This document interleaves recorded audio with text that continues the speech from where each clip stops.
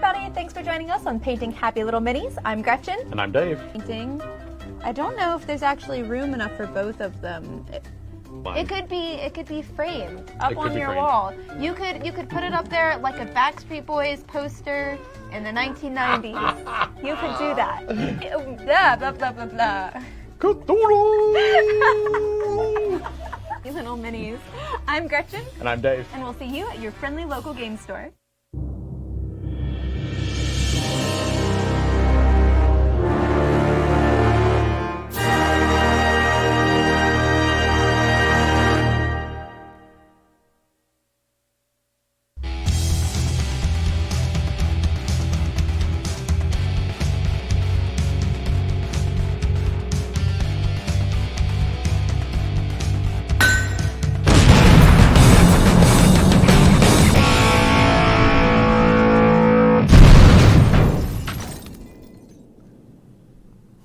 Hey everyone, thank you for joining us once more on Painting Happy Little Minis. I'm Gretchen. And I'm Dave. And today we are painting some Malifaux Bayou Gremlins. Bayou Gremlins, yeah. My Which people. are pretty excited, yeah. we had to choose the Bayou, didn't we? We did. We have to. I think they're an excellent representation of where I come from. That's a life-size mosquito. Now, I just want everybody to know that Gretchen said that. And she's from the Bayou, so it's all good. Yeah. Well, Louisiana. Anyone who's from there will say that this is a perfectly accurate mosquito. Yep. That's life size. It is. That One is. to one. Well, everything else is at 28 mil scale. We're also going to be doing some giveaways. We as are. well. Yeah. How cool is that? That's very cool. Yeah, we've got three. We'll have three winners because the hashtag is Malifaux3E for Malifaux 3rd edition, which launched earlier this year. Hope you all know how to spell that. Yep. We got some shots of it being played at Gen Con earlier this year. But yeah, Malifaux is spelled just like there on the box. Yeah. M-A-L-I. All the other letters. All the other letters. There we go. F-A-U-X. Malifaux. Faux. 3E. Thanks Dave, for that. I wish that you would have been my teacher for every spelling class I ever had. Me too. I wish that I'd been my teacher. But yeah, so we're going to be giving away 3 different Malifaux box sets. We've got a few to choose from. Children of December, Latigo Posse, Closing Time. The Mysterious Emissary, and, of course, Mindless Zombies. Who knows what you'll get? We should have given these away That's in October. the joy of a giveaway. But yeah, so lots of cool stuff there. So we'll have 3 winners. Just pop that hashtag Malifaux3E into the chat, regardless of where you were chatting. It's happening. So, It's happening. yep. The whole chat is now. Excellent. And David Buffett's already there on YouTube. Nice work, David. I like the question marks. Yep. Hashtag with confidence. Yes. For a second there, I thought I you don't meant think put it'll. question marks like, yay, it's Gretchen and Dave time. Question mark, question mark, question mark. That's how I feel about Gretchen and Dave time too. All the Aww. Fantastic. time. So yeah, we're going to be painting some of these folks. One of the things that I did, so I put these together on Tuesday Bet you afternoon. did. It took me all Tuesday afternoon because, so as you can definitely see here on the spinner, these are some really super detailed models. They've got lots of depth to them. They're all incredible. They're all done in hard plastic, in high impact polystyrene, and the level of detail you can get on them is just amazing, and the sort of the depth of the sculpts. And the reason for that is, I have a few painted models that I have done at other times, but so you can really go to town on painting them, which is great. But I'm just going to pop this under the closed cam for a second, Leona. So, un momento, por favor. Well, you know, Cajun, French, Malifaux, that sounds Frenchy. I'm going to be all over the place. Yeah. Okay, so this is Summerteeth Jones, who was one of the masters of the Gremlins. No, I just realized that was Spanish, but it's fine. Yeah, that's okay. I didn't want to correct you then. So he's one of the masters of the Gremlins. His keyword is big hat.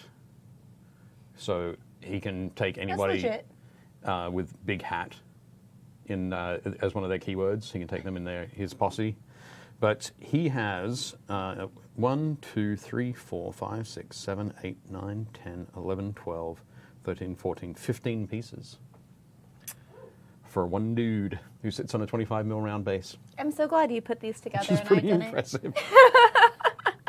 This is one of the Gremlins. So he's your master. So he's the important one in your crew. So 15 pieces, you can go, oh, okay, that's all right then. For the Gremlin, just one of the regular Gremlins, we've got 1, 2, 3, 4, 5, 6, 7, 8, including, I don't know if we can see it, is that there is a foot. Oh, wow. Yep. Oh, just a foot. Just the foot. Oh. And here's the mosquito. The skeeter. 1, 2, 3, 4, 5, 6, 7, 8, 9, so they're 10, called on the box. 11. Skeeters? Yeah. Yeah. Whenever I hear skeeter, though, I think Rita Skeeter. That's fair. But, yeah, so what all of these pieces allow a Wyrd to do and their sculptors to do is create just some incredible models. And really get you to I'm just so happy I don't have to put them together. Really invest your time. You get your value out of them just by assembling them. Entertainment value galore. So I wanted to show you those. That's cool. We have a question in the chat. It says, what is your favorite mini you've painted lately? My favorite mini? Yeah, for us. We each have that question. For all of us. Yeah. I don't know. Dave just mindlessly paints whatever you put in front of him. We Pretty trained him much. well. We give him, there's Dave treats that we just... Model I don't have to assemble. I'm really not sure. I think recently, I really enjoy painting critters more than people. So painting the purple worm recently was really fun for me because I get to work a lot on textures and colors. And anytime we paint dragons, I just absolutely have a blast. Dragons are fun. Dragons. I'm not sure. I think last week, over the weekend, I think I finished painting up my second ogre for my Warcry warband, which I'm going to be playing some Warcry tonight. So maybe Warcry, the ogre, which is pretty cool. That was when I got to give it a big hammer. So pretty excited about that. I think I'm going to put those there as well. So I have some more colors. More choice. I'm going straight for the swampiest looking green. Swampiest looking green, that's a good choice. It does look pretty swampy, doesn't it? What's that one? That is a Plague Bearer flesh. Excellent. And I'm going to mess around. One of the other things that I find very interesting about that Wyrd do is that they do all this very cool concept art for all the models that they use on box covers, on the cards. They use it all over the place. And then on the back of the box, they show the renders, the digital renders of the models. Mm-hmm. So they don't actually have any studio paint jobs. That's really cool. Which is it's a very different approach. A lot of almost every other miniature company has studio paint jobs.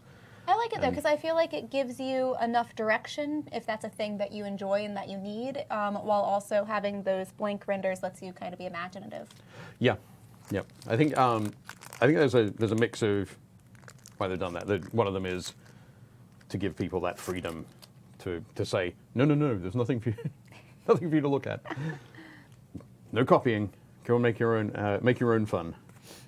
But one of the things that I do like about their artwork for the skeeters, which I noticed on the card, I pop it under the close scan there, is at the back in the abdomen. It's full of blood. Are you going to make it full of blood? I'm going to make it full of blood. I'm going to start with that spot and use some of the contrast paints, and then the rest I'm up excited over to it. see that. Yeah, I'm excited to see how it might turn out too. It should be quite cool. So Sarah says that anytime she tries to put the pieces together, she always has a problem with pieces breaking. I mean, the item breaking when you're trying to get it off the sprue. Right. For Malifaux minis, it is a problem with very small pieces, and it's also a bit of an issue with long, thin pieces like these. You're right. No worries. Long, thin pieces like the antenna here. You can see on this guy, one of his is broken off, and that happened when I clipped it off the sprue. For very long, thin areas like this, it's sometimes tough for the plastic to flow through it. All right. So you have two halves of a metal mold. They come together. Liquid plastic is injected into the mold, just the right amount to make it all the way through the mold.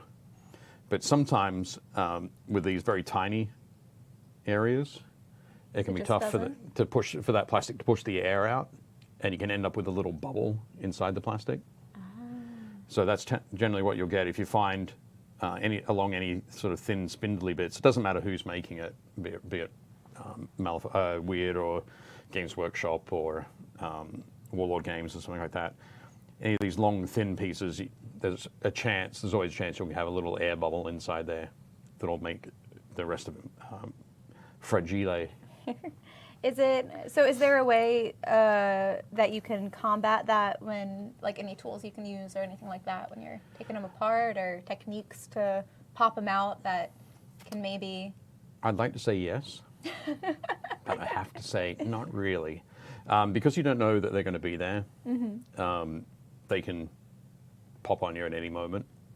But just work with a sharp pair of clippers when you're clipping the pieces off the sprue. Be very careful when you're cleaning the mold lines, the inevitable mold lines. But if they do have that break and you see a little sort of bubble shape on each side, you can trim that down a little bit, hopefully. Hopefully it's not something like a leg when you're going to lose some height. Then but, hopefully that you have zombie minis. Yeah, zombie minis, yeah. But you can trim that down a little bit and then just use some of the polystyrene cement to glue them back together. That's the universal symbol for gluing them back together. I hope. Anybody who knows American Sign Language can let me know if it means something else. Hopefully it wasn't anything rude. My apologies if it was. You're going to be thinking about that forever now. I will. I will have to go and look it up. But Dave, did you want to talk a little bit about the minis on the spinner? oh, yep, we can do that. Let's take those off for a sec. I think I've shown some of these before. The last time we painted some Malifaux. But these are some of my own personal dudes from my collection of guild models. So Malifaux has... should I talk about the backstory of Malifaux? Yeah, go for it. I don't know the backstory of Malifaux. Okay. It's story time with Dave. Story time with Dave, hooray! So the backstory of Malifaux is that, like broad strokes is, there was an event that created a like an interdimensional rift, and people were able to go through this rift into a land that appeared to be sort of ripe for the picking. There were lots of resources to exploit, that kind of thing. The game itself, the setting itself is very sort of steampunky, but it has a big sort of mashup of a lot of different All right. sort of aesthetics. So there's a steampunk aesthetic, there's a Wild West kind of aesthetic. There's a Cajun aesthetic. There's a Cajun aesthetic, a Cajun sort of fantasy. We're talking goblins there. It's not that different from real life. Oh, okay. Well, I suppose if we're going to be talking zombies as well, there are zombies. So again, that Cajun kind of thing. So I there feel like this will be the one episode my mother watches. possibly. Well, we said the word Cajun enough, so. If you say it There's 3 some of times in a mirror, Right, okay. an actual Cajun will appear behind you and yell at you for not seasoning your food correctly. Fantastic. That's what I'm looking forward to. But, yes. So, the land sort of beyond the breach is known as Malifaux. And there are a number of different factions that are there, all for their own nefarious purposes. There are the Gremlins who live there. Who they're sort of native to the area. There's a whole bunch of others. I'm just going to quickly look at my phone. There we go. So there's the guild, who are my preferred option because they're mostly humans, and they're mostly about law and order. Mostly. There are the Neverborn, the Arcanists, the Gremlins, obviously, and a couple of others. That all have a different approach, as I said, all have a different reason for being there. The first and second edition of Malifaux, the way you sort of put your crew, your posse, your warband together, was within those factions. So you had, if you were a guild person, guild minion or a guild henchman, you could work for a guild master. And there are different synergies between them in gameplay. So it would generally mean that you'd pick certain minions to get a better advantage, that kind of thing. But you could pick and choose from across the range. With third edition, they've changed that up a little bit, and everybody has a particular sort of keyword or keywords. Like big hats? Like big hat? Like big hat. Yep, I mentioned that before. So the Gremlins have big hat. Some of the other masters in the Bayou have. There's one. Ma Tuckett has Trixie, is her keyword. Alex Turner is Suey and Pig. Wong has Whiz-Bang. Summerteeth Jones is Big Hat. The Brewmaster is Tri-Chi. A bunch of different things like that. So I think if you have the keyword, if you want to have a minion that has that keyword, you can bring them onto your crew for with no penalties. But if you want to pick somebody else from your faction that doesn't have that same keyword, you can still bring them on, but there's a penalty to it. All right. In the game. Don't ask me what those penalties are. But If anybody in the Dave, chat that was my knows. next question. I knew it was. If But anybody there's in the more flexibility. I said there's more flexibility yeah. with building crews. Yeah, and there's A more. little bit. It was primarily done, I think, to create a bit more of a thematic approach Dave, as well.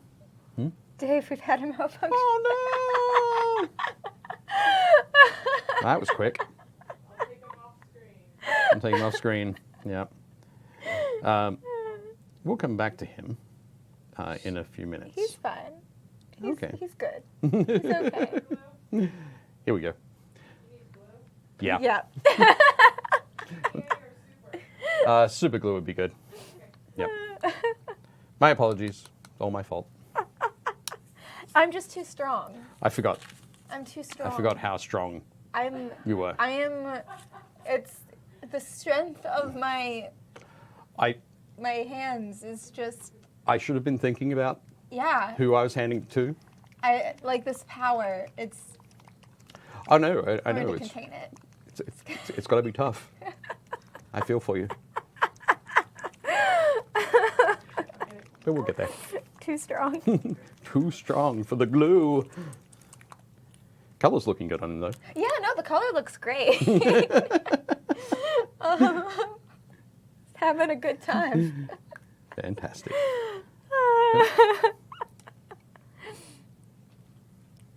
That's how you know we're live. Yep.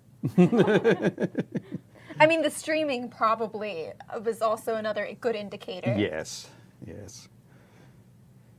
The ability to read people's comments, all that sort of thing. But if you thought all that was a joke. A giant ruse. It wasn't. It wasn't. You know, it'd be really fun to see also, thinking of Cajun gremlins. Yeah. Mardi Gras flavored gremlins. That would be fun. That would also be fun. Yep. Now everybody, look away. There we go. Oh. Pay no attention to the man behind the minis. Oh. Please pay no attention.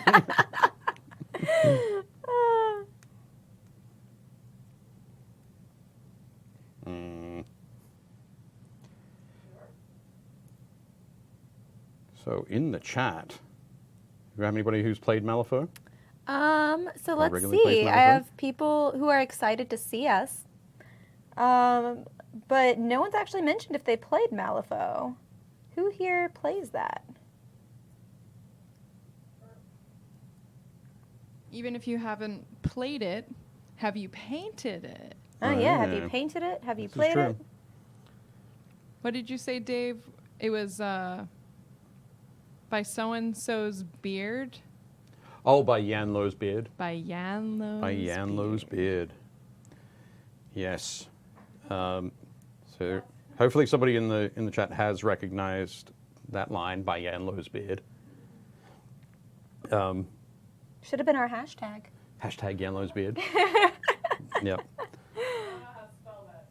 If we were painting Yanlo, I think it would be appropriate. But so we talked about the number of tiny pieces. So Yanlo is one of the masters for 10 Thunders, one of the factions, and he has his beard. He has a long sort of kung fu film kind of beard. Oh my goodness. And That's gotta be. And that's a separate piece Oh no. that you glue to his face. Oh no. So that's a really dangerous one to when you're clipping it out and make sure that it doesn't go You fly across the accidentally room. give him a shave. Yeah. By Yanlo's beard. Another one of the crazy things is the oh, you good? Go back to the closed cam here for a second. On Lenny, Lenny, who's the henchman for Summerteeth Jones. He has a pig under his arm.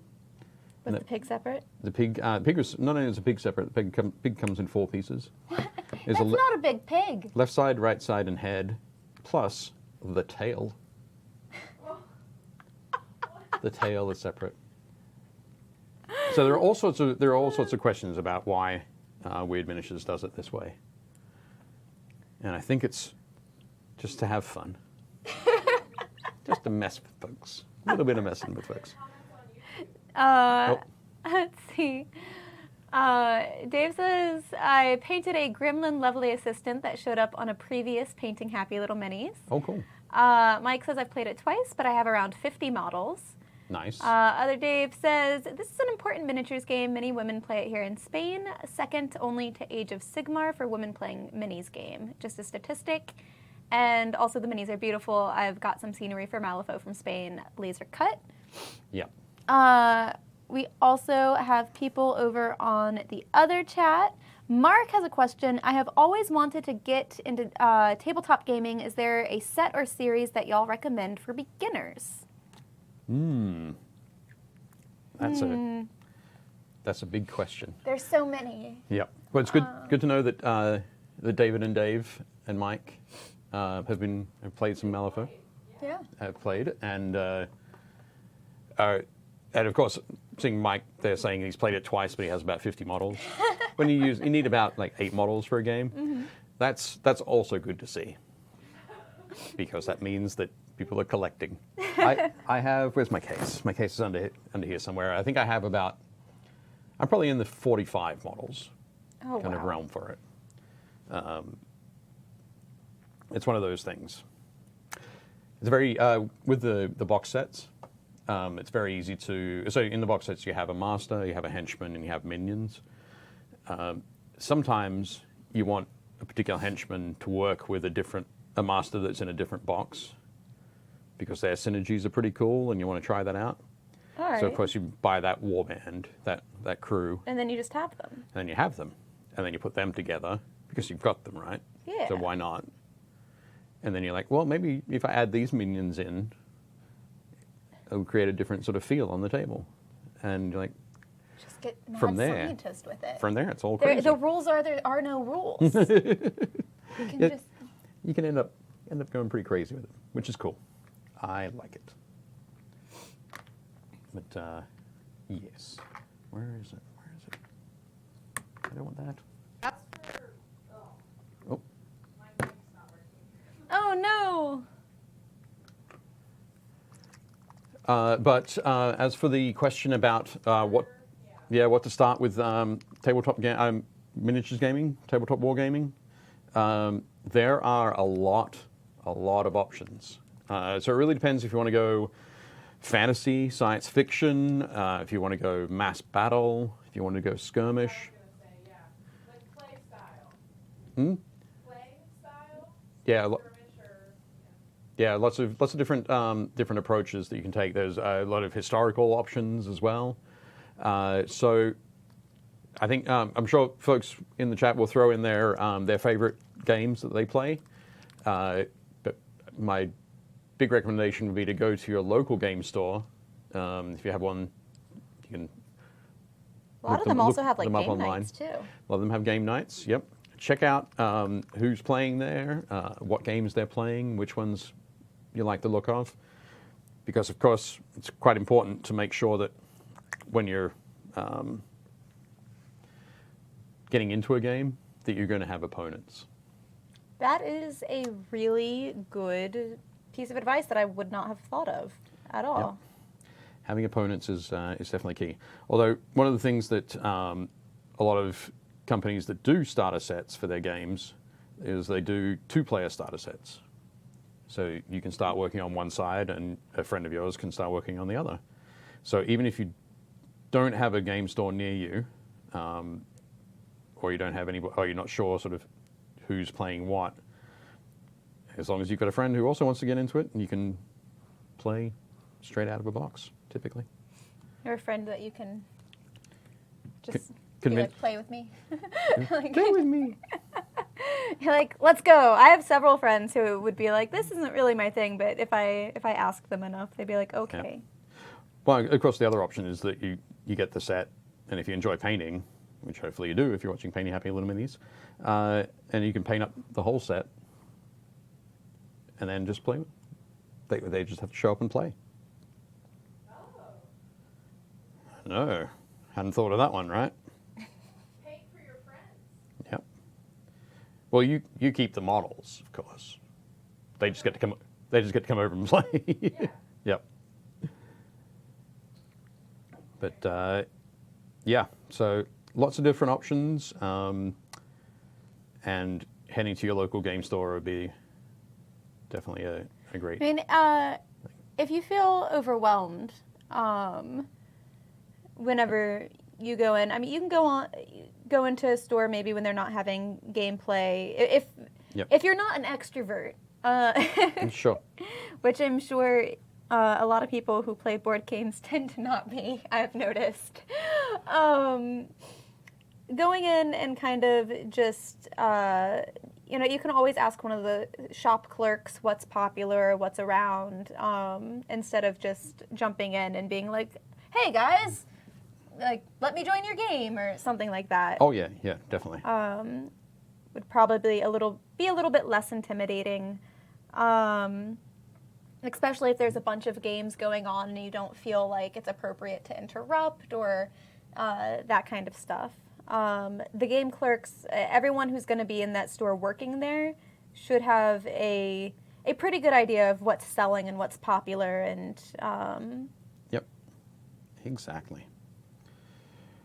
When I said go in and ask questions, I meant like go in like 4 or 5 times over the course of 2 or 3 weeks and just observe and ask absolutely no questions. is that what That's you how did? I would do it. Meanwhile, I'm like, we're gonna go make friends. It's gonna be great. Yeah, Show up. exactly. I have no fear of board gamers. This is true. I ran the, back when I used to be a teacher person and paraeducator, I ran the Yu-Gi-Oh! Club for my school, even though I do not play Yu-Gi-Oh! I don't know how to play Yu-Gi-Oh! I didn't even watch Yu-Gi-Oh! My little brothers did. But the kids couldn't find a teacher that would be the sponsor for the club, and they knew that I liked nerdy things, so they asked me. Cool. And who am I to tell them no? They just want to live their dream. They just want to play some card games. They want to duel. Good for you. Oh, Good yeah. for you. And for them, obviously. No fear. I just showed up. I was like, ready to go, kids.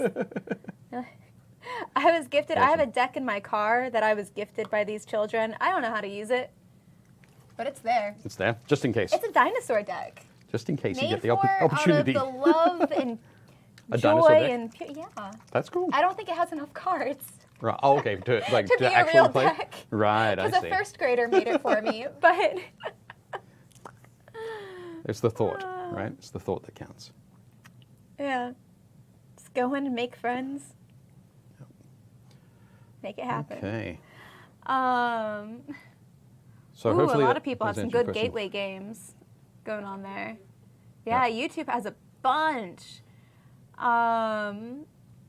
Frostgrave, Warhammer 40k or Infinity, Age of Sigmar, Kings of War, Song of Ice and Fire starter set is good. Skirmish Fantasy, Malifaux, Warcry, Frostgrave, Sci-Fi Skirmish, Infinity or Kill Team, Mass Scale, Battles, Warhammer Apocalypse. Man, there's so many. The more I read, the more they put up. Let's see. There's books and there's tabletops in a box from Byron. Craig has some good. Man, everyone here, that's one thing I really love about all the people that watch our show. Yep. Everyone is ready to Yep. answer questions and to help people out. It's definitely cool. Definitely cool. Yeah. Yep. Let's do that. What do we got? We'll wait a second. And while we're waiting a second, just wait for it. Oh, wait for it. Go back. Go back. Just for a sec. Okay. So on the mosquito, just quickly, the skeeter, on the skeeter, I painted the underbelly here with the Blood Angels red and the Flesh Terrors red contrast paints. Then I painted the whole thing with Griff Charger gray, which is kind of this light blue gray contrast paint. And now I'm hitting some of the shadows with some of the Basilicanum gray. It's a darker gray, and then still leaving some of those highlights there. So I'm not doing a whole wash of this over everything. It's going to be very controlled kind of thing. So I'm going to be working on that while trying to look at models and make comments and so on. Why does he have like a bandana? Why wouldn't he have a bandana? Because it's at a very difficult place to paint. Oh, okay. That's why. No. No, imagine he needs it to keep the skeeters away. I just noticed that he has a frog. Oh, hanging from the Yeah.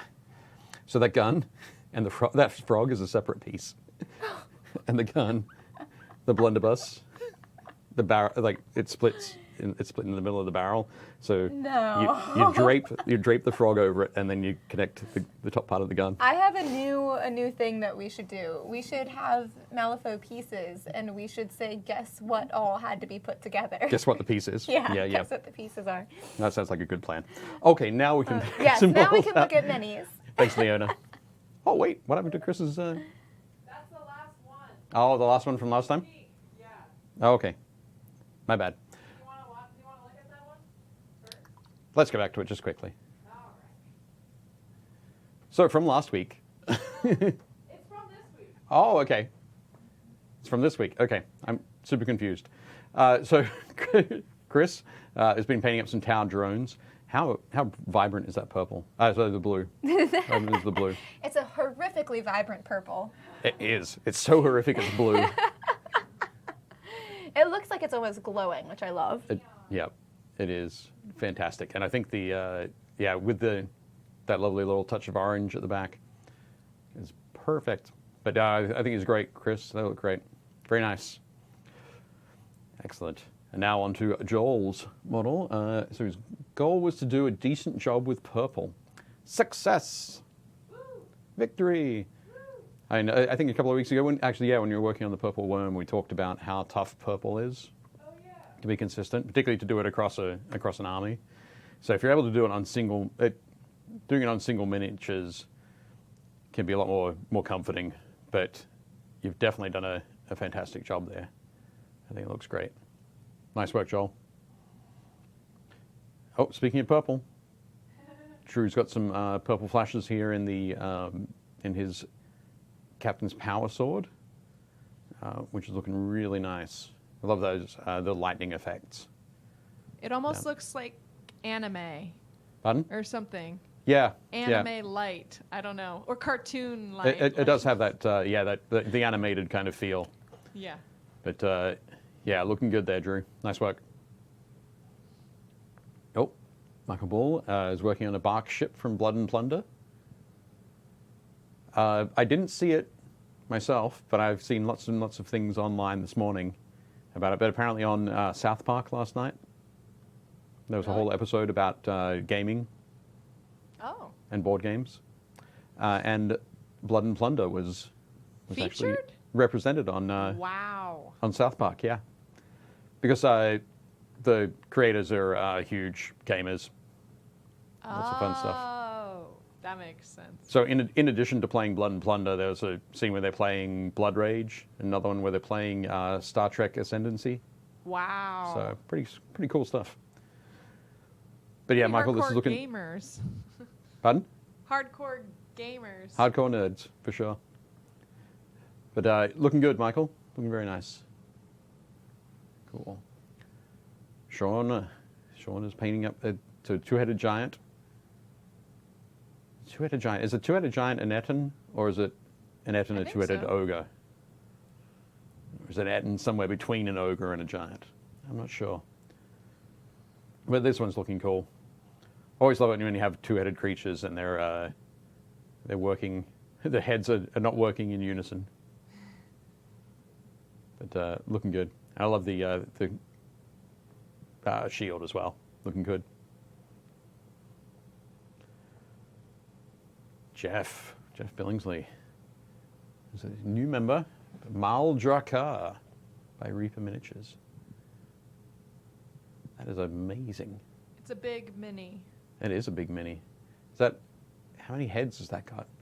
1, I'm counting 2, 3, 5. 4, 5. Is that 5? 5 heads? 5. Yep. Oh, is this the one that Rick was doing as well? Yep. Okay. Yeah, I think, yeah, it's looking great there, Jeff. I appreciate that you've gone for the 5 different colors rather than the way that Rick's doing it, which is just all blue. Yeah. All blue is so boring. It breaks it up. Coming along well. I love the membrane between the fingers on the wing, looking good. And welcome, Jeff. From a fairly recent dragon to a 1985 Grenadier Prismatic Dragon. Amazing. So another new member, Andrew, has posted this up. Coming along well. This one's a lot smaller. Fun. I think it's smaller. It is a lot smaller. So it's generally a lot easier to handle, I'm sure. Sometimes when you get those big models, it can be really tough to be always holding them. You got to cradle them like a baby as you turn them over. But yeah, this one's looking good too. Looking good too, Andrew. Hopefully, it looks like you don't have too much more work to go on it. So we're almost done. But, oh, Sheldon David Mercer saying, essentially, my first minis. Essentially my first minis. Does that mean you've tried one or two before this? Not sure, but they're looking good. I wonder what do you know what they are? You know? They didn't say. Sheldon? Okay. Always a good idea to pop what your models are in the post. Yes, on the please group. do. Because there's so many models, so many models. I don't know all of them. Gretchen doesn't know all of them. Rick used to know all of them. He did. I don't. Leona doesn't know. But no, these are looking great. I love those eyes as well. Good purple. Good on the purple. Yeah, great work on the purple. But those eyes, loving those. That orange to yellow, the black slit, looking very cool. Oh, Adam Lovell from Come On. Yep. Has been painting up some Warcry as well. And this is one from the Untamed Beasts warband. I do know this one. But yeah, looking good, Adam. He also said this is like his third mini. Third Warcry mini? Yeah. Or no. Third mini ever painted. Oh. It might not be the same Adam that I'm thinking of then. No, it is. It is? That's why I was confused. Oh, I'm confused. I know he's painted a whole bunch of Song of Ice and Fire. Oh, maybe this is his third war cry. It might be the third Warcry. Unless he doesn't count Lannisters. Because I know that he paints Lannisters. That he plays Lannisters. I don't count Lannisters either. But yeah, these the Untamed Beasts are looking great. Nice work, Adam. Oop. Oh, and Brian from Dragon's Den. The dwarf from Reaper Minis. That is looking very cool, very nice. Again, More purple. purple. What is it with purple? I don't know. Perhaps we try and avoid it because we're from Baltimore. Yeah. And the Ravens. Purple Friday. But yeah, the purple's looking great, and that face is popping out really nicely there, Brian. It's looking really good. Very cool. Oh, Junebug. Oh, WizKid's elf male sorcerer as Doctor Strange. That's funny because I was just about to say, who makes this Doctor Strange? Nobody. It's an elf sorcerer. Great work, June. Yeah, it looks fantastic. I think. I feel like she sculpted the cowl part. Yeah, you think? I think. Yeah, I'm not so sure. Possibly. We'll have to go and check the model, but yeah, definitely looking very cool. I immediately knew who it was. Immediately. Good work. And Jason's, a griffin. Yep. Yeah, and that's the bald eagle kind of look. The griffins is fantastic. Yeah, looking very nice. Very nice. Oh, Brian Etz painted the Predator. I wonder where this one's from. Is this from Protoss? From the Aliens vs. Predator set? I don't know. I think it might be. But yeah, looking really good. Particularly love the mask and the sort of the forehead area. Got some great reflection going on there. Looking nice. Look at the little skulls. The little skulls. The little skulls on the base. Is that your favorite part, Leona? Yep. Fantastic. Now, looking great, Brian. Nice work. Oh, and Sarah has finally finished her Reaper Dragon. They take a long time, do they?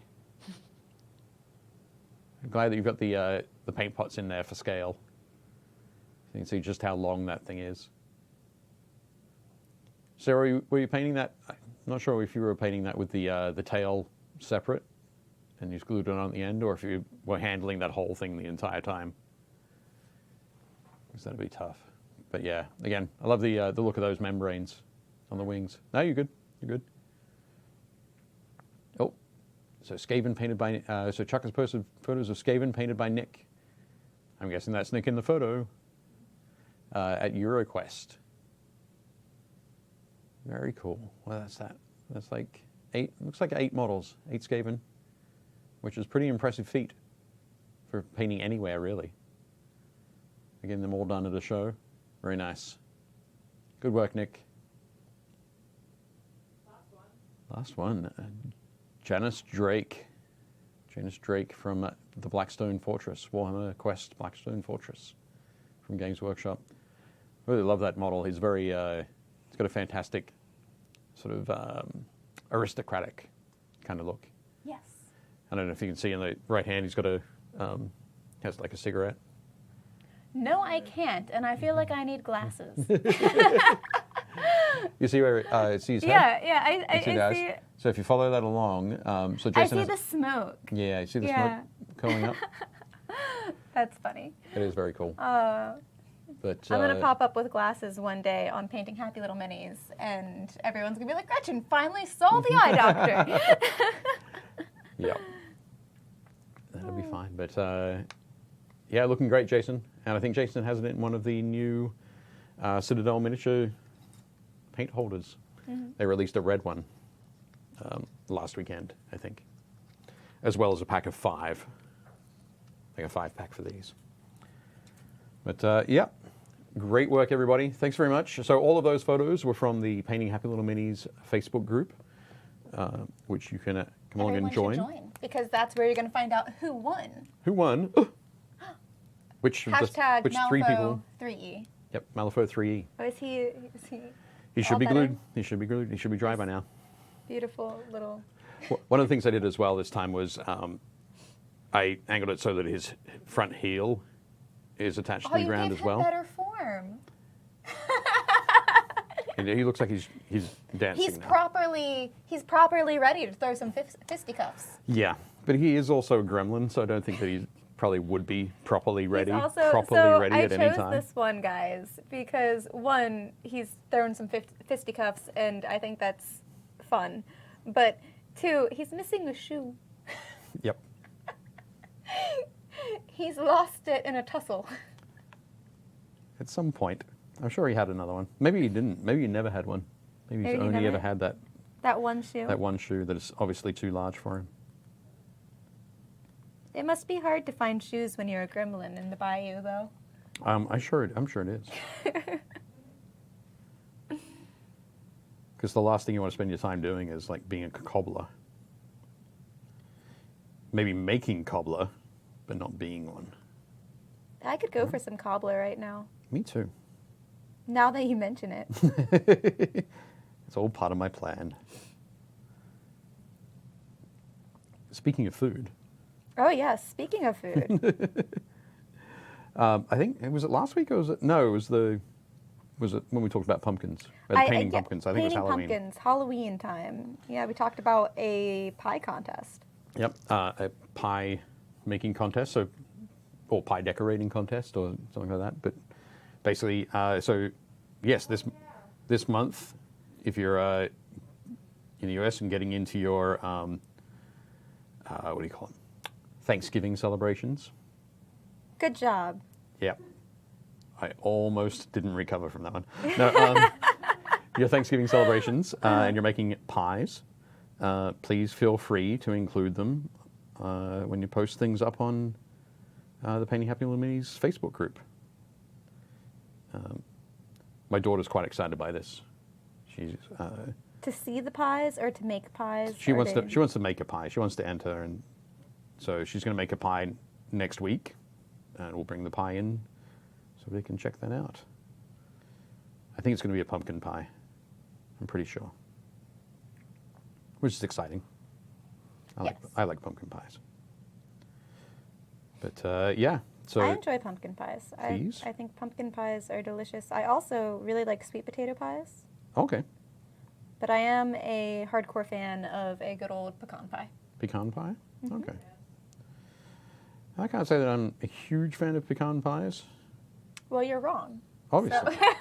Duh. Obviously. Of course I'm wrong. Get with it. Like, superior taste in pies. I also... Thanks. Thanks. Strawberry rhubarb is also a pie that I enjoy. Okay. I won't argue against strawberry rhubarb. That's good. You'd lose. That's true. I would. Have you ever had old-fashioned cream pie? Old-fashioned cream pie? No. It's just like whipped cream and custard I've never had in like a the old, pie. It's I've never great. had the old-fashioned version. I've had the version that comes on the game that flips it in your face. I've had that cream pie, but no. I can't remember what the game's name is. What is it? I don't know. Pie face. That's it. Never played it. I knew it was super simple. Pie face. But Oh my yes. goodness. Yeah, apple pie. Apple pie is fun to make. Yep. Shoe fly pie that the Amish make. Okay. That's also another pie, but some people don't like that because it's too sweet because it's like entirely made of brown sugar and molasses. Okay. But I think it's delicious. It sounds delicious. Let's see. Yeah, Kelly, don't worry. We are going to do another batch of minis. With the prolonged time that we have for painting now, we do 2 different segments where we show miniatures. Yep. So if your mini wasn't in round 1, there is a good chance it is in round 2. Ding ding, fight. Sorry. It's okay. Yes, and I probably would have forgive. used the word extended rather than prolonged. When you say prolonged, the word I hear after that is agony. Stop prolonging my agony. David Moffat says, Saskatoon berry pie is where it's at. Oh. I think they're huckleberries in the States. I have never had a huckleberry. Oh. I did not think that was a real berry. It is. There's a whole book written about him.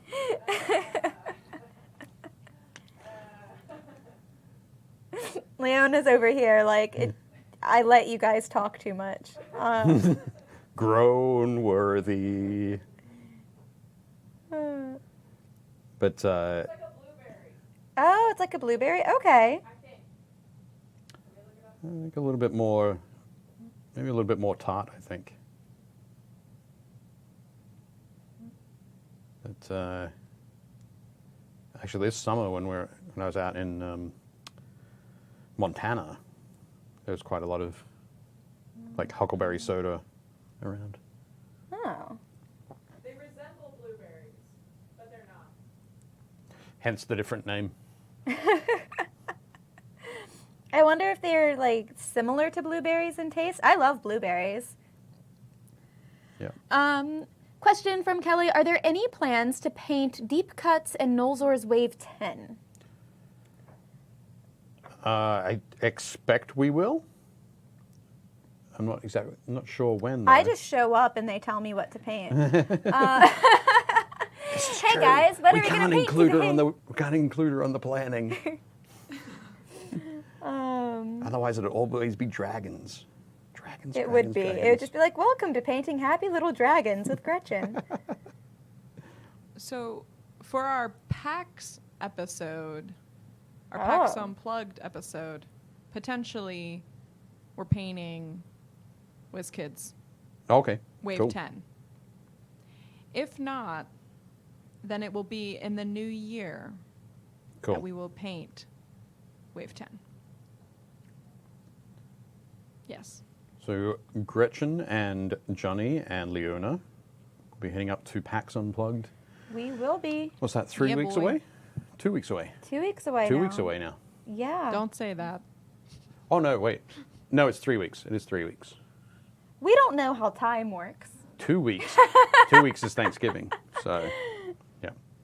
But that's There we go. okay.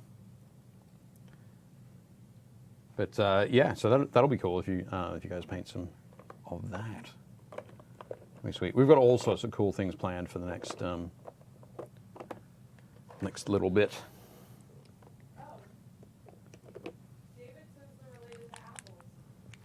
Huckleberries? Huckleberries are related to apples? Question That's mark? cool. A nice earthy flavor. I feel like I'm Interesting. learning things. That's cool. Oh, and someone says, nothing wrong with dragons. But dragons all the time? Yep. all the Yeah. time? Yeah, all the time. I'm not so sure. Dragon time, all the time. Gretchen does need to paint My Little Pony minis. I do need to paint My Little Pony minis. I saw those in the group. Yep. And I think it's the one time I should be allowed to bring glitter into the studio. I'm just going to say dibs on Pinkie Pie. That's fair, because I was going to call either Rainbow Dash or... Well, I knew you were going to go for Rainbow Dash. I knew. If anybody I was going to say do Rainbow Applejack is my other top... Apple Blossom. No, Applejack. I thought her name was Applejack. I think it's Applejack as well, but I'm not sure if I'm getting confused with the cereal. I know. No, Blossom, she has a little sister. Flower Blossom. Yeah. She does. You're right. No one? Twilight Sparkle? Come on, guys. I enjoy Twilight Sparkle, but I just, Applejack is more like my speed of pony. You know what I mean? Sure. Yeah. Well, I was just going to say that Applejack. I have a feeling that over the extended 2 hours that we have, rather than the prolonged, that I'll be able to get 2 done. Yeah. They're simple. They're pretty straightforward. Oh, Apple Bloom is the sister. Apple Bloom. There we go. Also, so long to someone in the chat. They had to leave. Aww. Bye. Thanks for joining us. Till next time. Yep. This Skeeter's almost done. Ooh. I'm pretty happy with how it's turned out. Just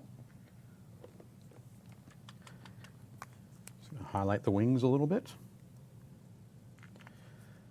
The amusing thing, of course, is there's way more red on my palette than it's actually, On the mosquito. yeah, the balance is off. A lot more gray on the mosquito.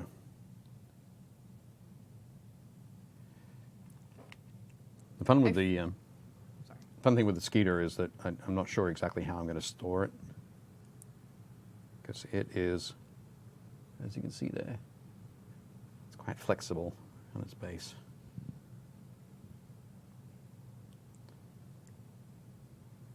But yeah, just a little bit of highlighting there.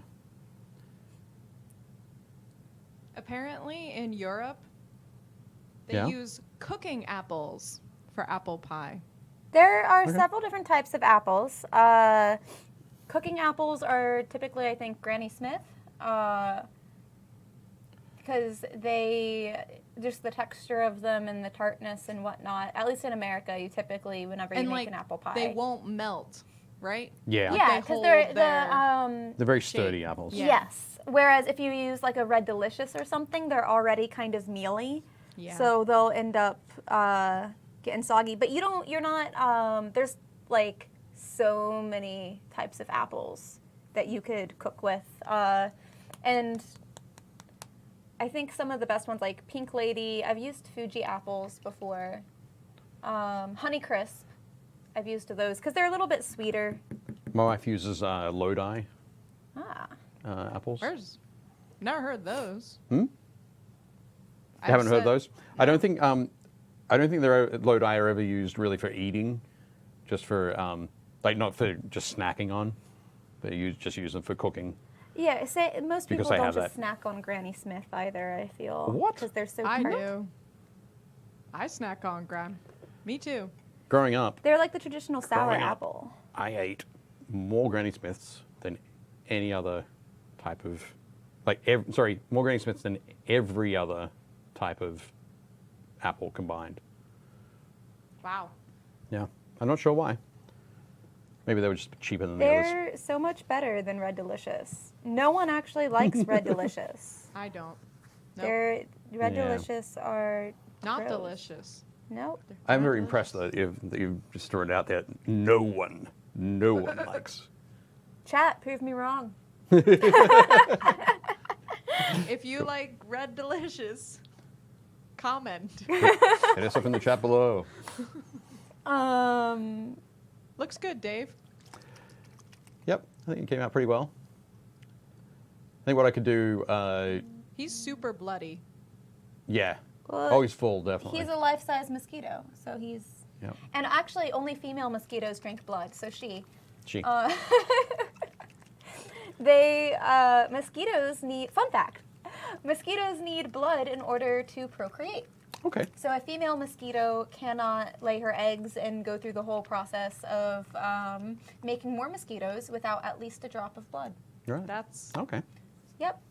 Which is why we should make horrible. sure that no mosquitoes ever get any more blood, ever. Good luck. Yeah, no, it's not going to happen. Not going to happen. But yeah, I think what I'll probably do afterwards is I'll go back and on the underside highlight some of those red, some of those bands to give it a bit of a different look. And now, I've been having too much fun with these contrast paints. I kind of, now when I'm painting things, I always think about, okay, which one can I use first? I one do I like use next? mixing them. Like I like using. I've come to like for skin tones and stuff. I find that they blend so much better, so it's a lot easier. Right. And also because they're a little bit more. They don't go on as opaque. Whenever Right. I try to do other colors that are super opaque, I can cover all my mistakes really easy. I love it. Nice. Nice. Let's turn this around for a sec. Yeah. Radio. I'm going to try a little experiment here with Lenny. Mix some white into this yellow. Do that first. Thin it down a bit.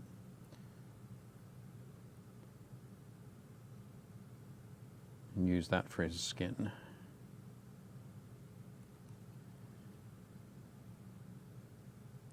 Which I think will look pretty, well, as the starting point for his skin at least.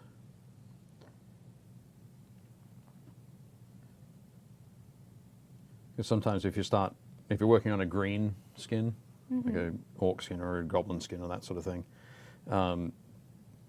you might start a little bit too dark or a little bit too desaturated, and it becomes really tough to bring it up to a kind of a bright yellowish kind of feel.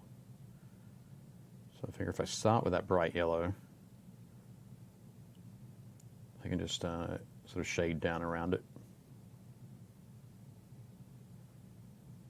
It should be fun. We'll see if it works out.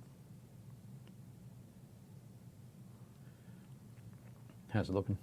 It's looking pretty good. I like his hat so far. Have a look at Gretchen's Some gremlin. little cross hatching on his hat to make it look like it's all straw and whatnot. Yeah. Okay. Let's. Yeah. The texture's looking great, isn't it? Because normally that's completely flat. So. But yeah. I wish my paintbrush, this one's getting a little worse for wear. Okay. So I couldn't get the lines quite as crisp as I would have preferred. But that's okay because he's a little swamp gremlin, so his hat's probably not in the best of shape regardless. That's true. That's true. Maybe try that one when you're ready. But yeah, no, looking good. I always like it when you can sort of take the opportunity to throw in a little bit of extra to it. Switch the story up a little bit. That's looking good.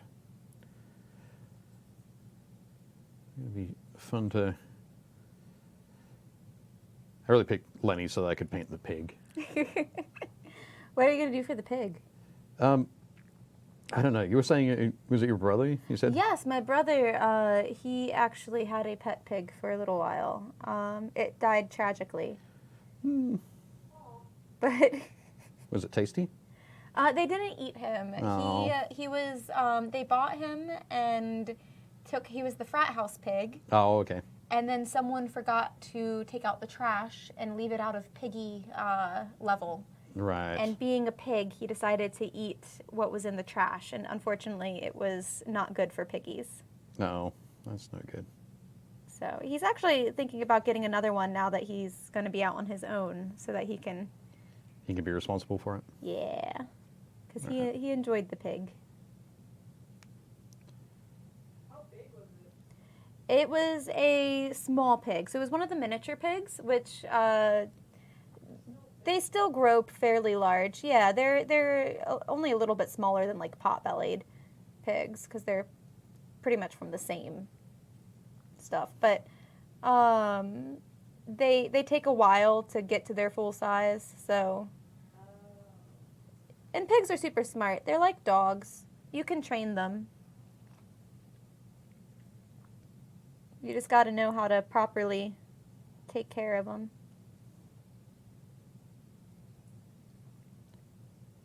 Personally, though, I do not want a pig. I would much prefer goats and chickens. Why goats? Because goats are the best. I can actually make that. I've made that noise on this show before. This is true. If you'd like to find that noise, I suggest you binge watch all of the episodes to do it. That's crazy because there are only 170 of them. Ready, go. Yeah, ready, go. Someone will do that, and then I'll just have like a random message being just like a GIF of me making the goat bleating. Well, let's see if Leona can find it for next week. Previously on. Previously on Gretchen making a bleating noise. Hey, I remember why that came up on the episode. It was because I had spoken about whenever I used to be a waitress. I made it. No, I got it. Goat. Yes. Waitress. Story time. Keep going for the. I'm waiting for the path in between. So, the goat noise is like the general noise of a bleating animal, right? Yeah. And I have used it as a deer call previously. Okay. And because my brother hunts, and I was making fun of him, and we saw a big buck in the car, and I made the noise, and it came closer. And I retold this story. That's the Cliff Notes version. Yep. I retold this tale to some hunters that were seated in my section back when I used to be a waitress. Okay. And they said that they would tip me extra if I did a deer call for them. Okay. And I did. Right. And I got tipped extra. Right.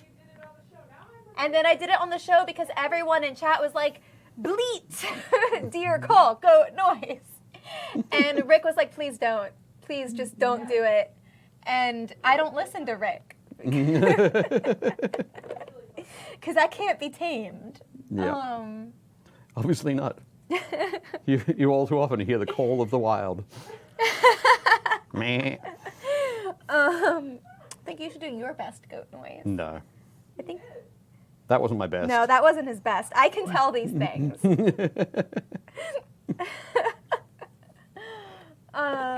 But yeah. We'll save that for the next time we talk about goats. Okay. So this is coming out very interestingly. Is it? And when I use the word interesting, some people might think that I'm thinking like terribly, but I'm just very curious about it. Someone said goats will mow your lawn. They will, and then some. Yep. Is it terrible, Dave? Terrible? This? Yeah. No, it's not terrible. I mean, it looks super bright. It looks fluorescent on screen, but it's not quite that bright in real life. And it'll tone down once it dries too. Yeah. No, just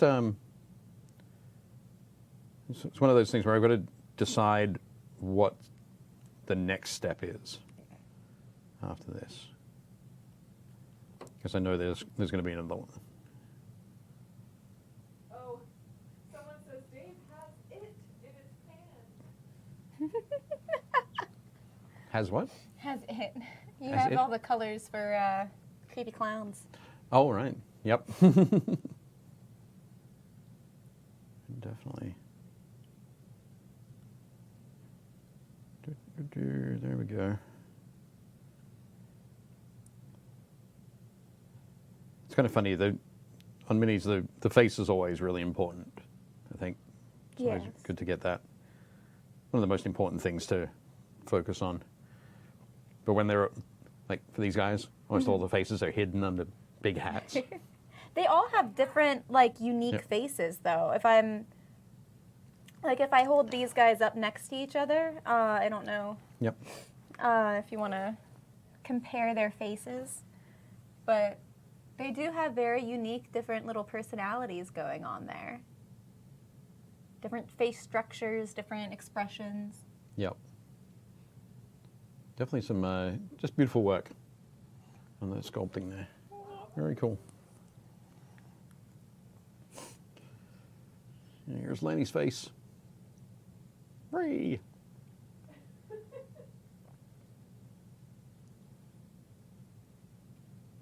That's quite neat. I like that. I think the green is working. You think it's working? Yeah. Yeah. I think what I'm going to do next is actually mix in some... so the colors I've used so far have been very saturated. So I've got that original bright yellow and a bright green over it, sort of thinned over it to give it that result. I think I'm going to mix in some like a desaturated green. This one here is the Militarum green to, so I didn't want to give anybody motion sickness there. Sorry. That's okay. I'll just pull it down. There we go.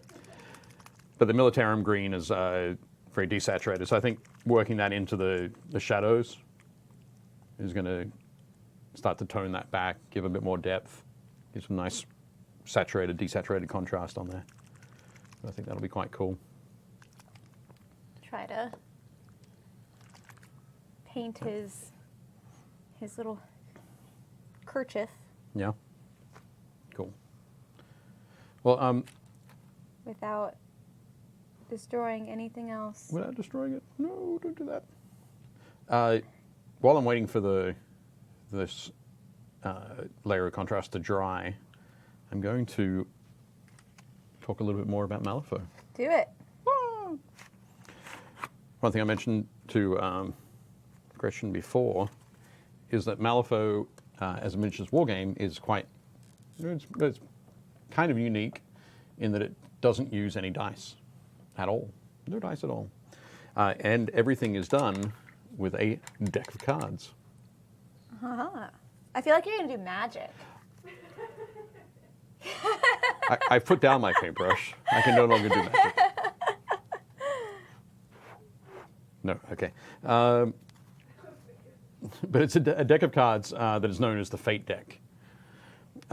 You can use a regular deck of cards because everything like runs from 2 through to ace. But Malifaux has its own 4 suits.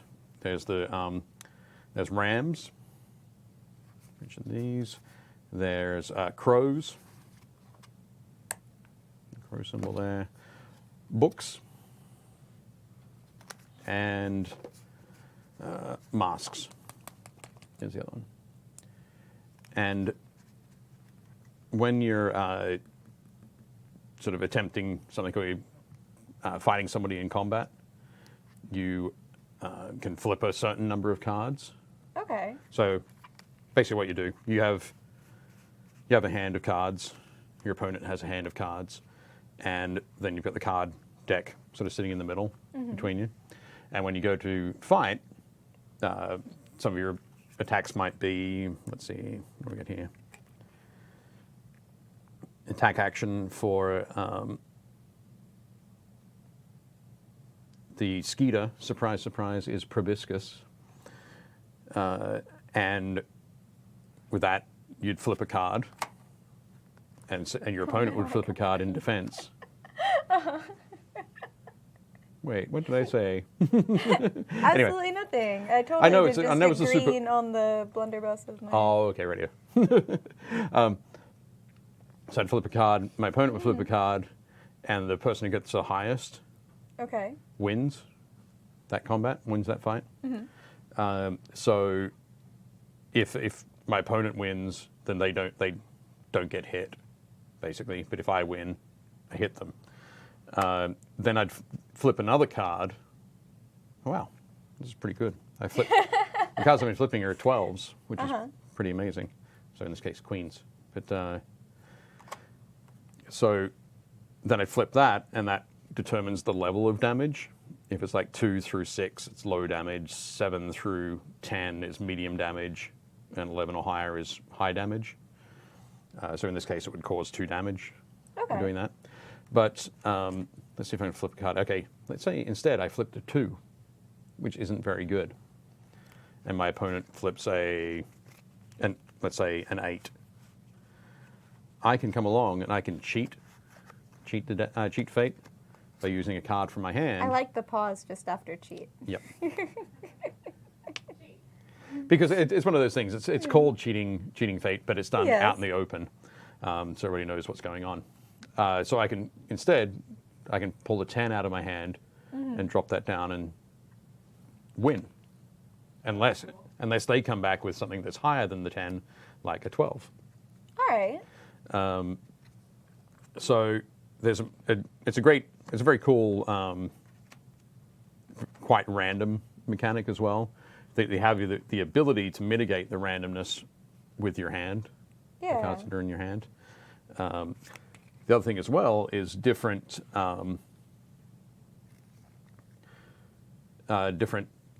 attacks or different abilities have different triggers. Don't pay too much attention to these cards. These are the second edition cards. But let me see if I can find something cool. Mosquito, Summerteeth Jones, Lenny. Let me find Lenny. Okay. So his whack and stick, which is the big tree trunk that he's carrying. The whack and stick, if he is successful, the target suffers 3, 4, or 5 damage, depending on how high your card is that you flip. But also, if the card you flip is a ram, it triggers hugs and squeezes, which is an additional ability for it. So after succeeding, the target gains the following condition until the end of the turn: embraced. And the model may not declare walk actions while it's engaged. So it can't move away from you when it's their turn. They have to stand there next to you, being hugged by Lenny, much like he's hugging this pig. So it's definitely cool. And one of the fun things as well that I've seen the Malifaux community do is for different events and tournaments and competitions and that sort of thing, is they'll do a custom deck, custom fate deck for that everybody who's playing can use. That's fun. Because it'll have the name of the event on the back of the cards, that sort of thing. So, do you pick what's in your deck? Pardon? Do you pick what's in your deck? In the fate deck? Yeah. No, the fate deck is basically just a regular deck of 54 cards. Oh. Yep. And then even at the beginning, then when you have your own hand? When you have your own hand, that's randomly drawn. Wow. Yep.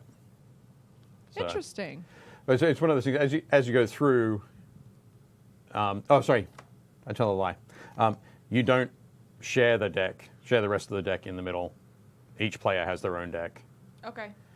So that you know that when you go through and you do all of your actions, if you've already used some of your better cards or you use a lot of your better cards, you know that the back half of your deck is not going to be very strong. Yeah. But if you spend a lot of time drawing 2s, 3s, 4s, you can really hope that in those last 10 cards, there are going to be a lot of 12s and 13s. Gotcha. It has they have the jokers in there as well. So there's a red joker and a black joker. The black joker means that you automatically, if you flip that, you automatically fail in what you're attempting. But if you flip the red joker, you automatically pass in whatever you're attempting. So that is pretty neat. That's very different. Yeah, it's definitely cool. I mean, there are a lot of games that have cards in them, but usually they still have a dice mechanic for combat or what have you. This is Kelly says, I would like to see how you would paint some of the bigger miniatures. The bigger miniatures? I don't know. We kind of never really attempt it because we only have 2 hours in a show and we'd like to get something finished. I guess maybe walk us through your process of a big mini. I think maybe what we can do we're gonna have a talk about this after the show. Okay. But maybe we start a mini series inside the show Yeah. where for 15, 20 minutes each week we work on a part of the larger model. And we could focus on that process. I think that could be interesting approach. Would people like to see that? Can you let us know? I don't know. If people would like to see In it. the chat. Yeah. Would you like to see a long form project? Yeah. I think it'd be interesting. And maybe we don't have to do it all the way through to completion. Right. Or a lot of things there, but really just the feature is how you think about it, how you plan for it, how it differs from a regular mini.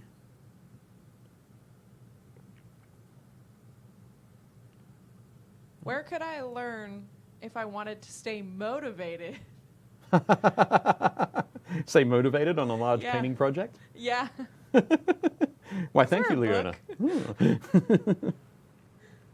Well, Leona is asking about there is how she can stay motivated on larger painting projects. She's asking that because earlier this year I released a book called Armies and Legions and Hordes, which is designed to sort of kind of like a project management book. That's a good way to put it. Yeah, project management for toy soldiers, which goes through and talks a lot about things that might get in the way or might cause you problems as you're working on a large project, be it a huge miniature like that massive dragon from Reaper, or painting up an army for Warhammer 40,000, or even a warband and some terrain for Malifaux. Ways to keep you motivated or keep you moving towards your final goal. And that should be available in your local friendly local game store. If they don't have it, they can order it through Alliance. But yes, thank you, Leona, for prompting me to promote my own work. It's a good book. Thank you. Leona just said it was a good book for anybody who didn't hear. Oh, no. I'm on Completely mic now. unprompted. We also have people asking sub-episodal highlighting techniques. Oh, highlighting techniques? Yeah, a lot of people are saying yes. Saying yes to it? Yep. Okay. To the idea of working on a bigger project. Okay, that's cool. Yeah, we can talk about that and work out what I think we'd be able to start on something next year for it. But Yep. yeah, I think that's cool. I think it's a good idea. Yeah.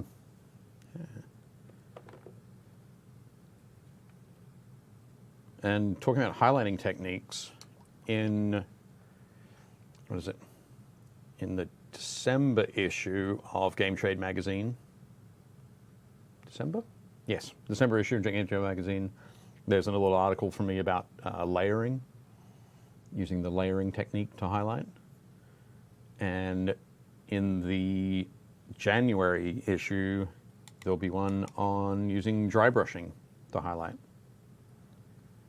So keep an eye out for those. But yeah, I think Pick up the magazine. Pardon? Pick it up. Yeah, I pick said- up the magazine. Pick up the magazine. Yeah. Yep. Again, Some from your good prime reading materials. friendly local game store. Someone says to paint that Cthulhu mini. Oh, That huge one. the huge Cthulhu mini. Yep. That mini is massive. With a butt. But yeah, there's some good planning for that. Would be important. But sorry, was the suggestion was that we should do that? Yeah. Okay. Radio. Good luck. We'll get on that. We'll talk after the show and see if we can get our hands on one of those. Because really, I think that is such a huge piece that there's so much going on in that model that there'll be a lot of different techniques that we could talk about. And it'd be fun to see it develop over the year. That'd be fun. Yeah. Okay, so then we go with some of the, it's maybe not showing up too well. Under the lights. The lights are quite extreme. But yeah, so I've mixed in some of the militarum green here. And I'm just painting that into the shadows. I can see it. I can see the difference. Okay. Yep. Maybe it's just the monitor we've got. But yeah, by painting it into the shadows there and by doing sort of repeated layers, it's building up that depth.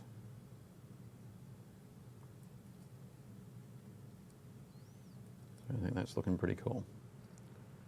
Particularly under his belly there.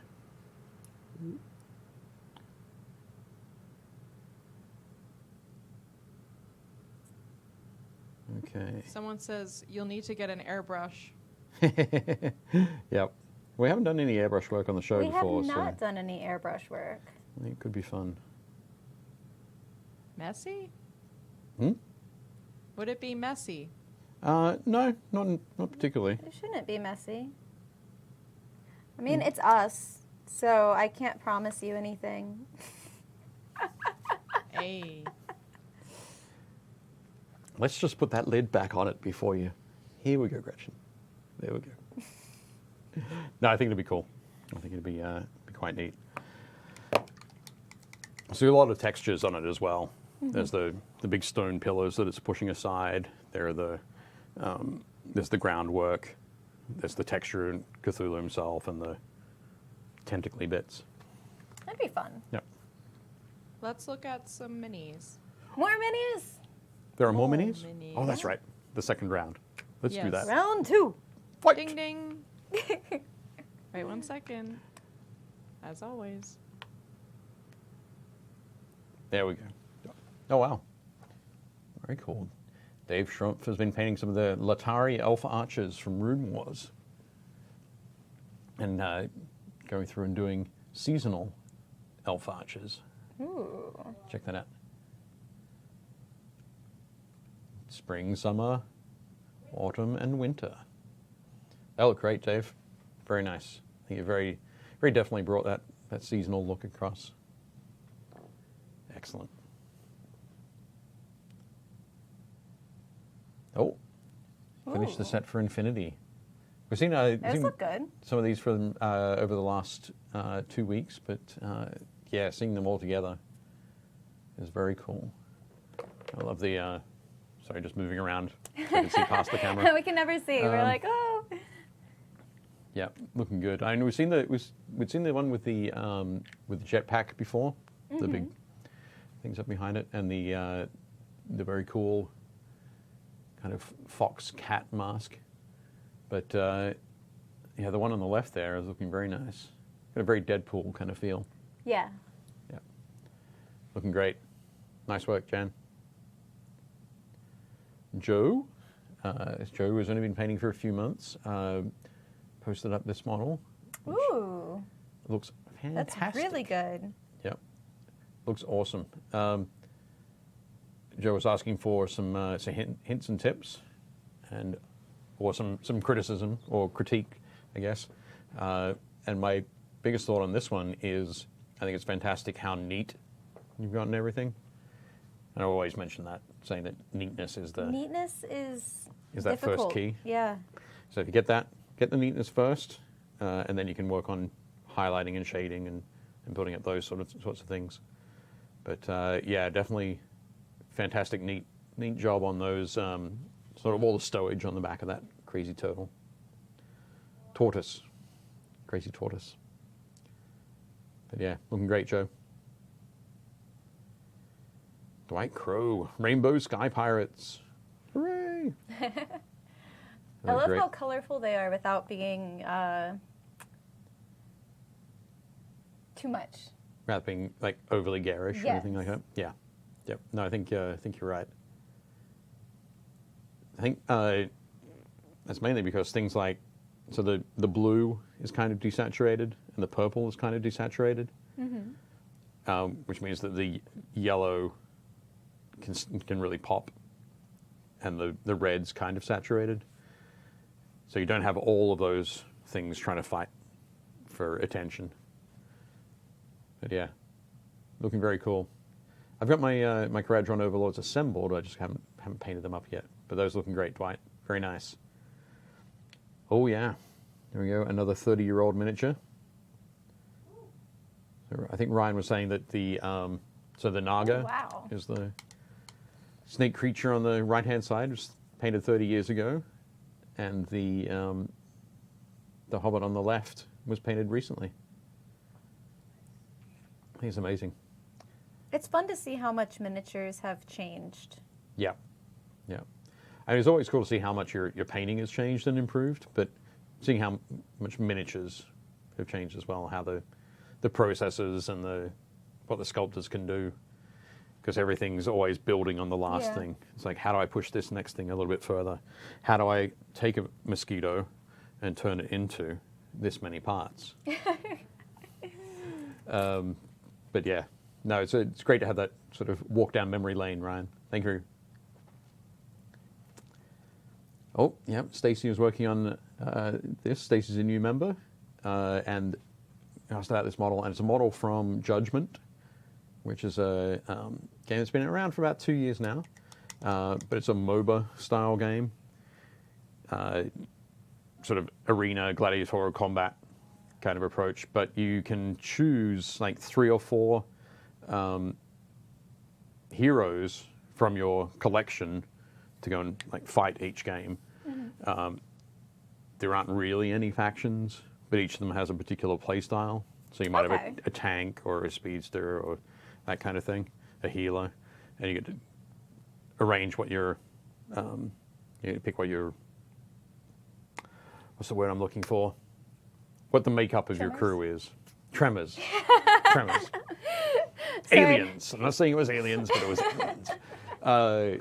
So you can do that so that you have a unique crew and your opponent has a unique crew and that sort of thing. But the funny part is that I used to run tournaments for the guys who, when I lived in Australia and worked for Games Workshop, I ran Warhammer tournaments that Andrew and Jeff, the creators of Judgment, used to play in.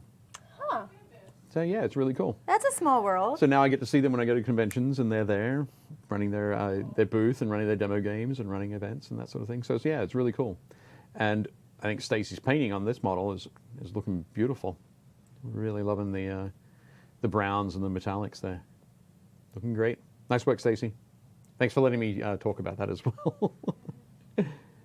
Oh, a flame wall. That's looking very cool, Chris.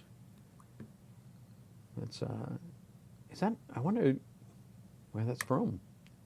Who makes it? Is it a 3D? Is it WizKids? Is it WizKids? It has a bit of a translucent feel, so I'm wondering if it is a WizKids thing, or I'm also wondering if it's a 3D printed thing. Yeah. But yeah, it's definitely looking very warm. I wouldn't want to see that approaching me. Hot. Tss. Yeah, nice work, Chris. Oh yeah. So one of the soldiers of hell from Blood Rage. One of the zombies. Looking very cool.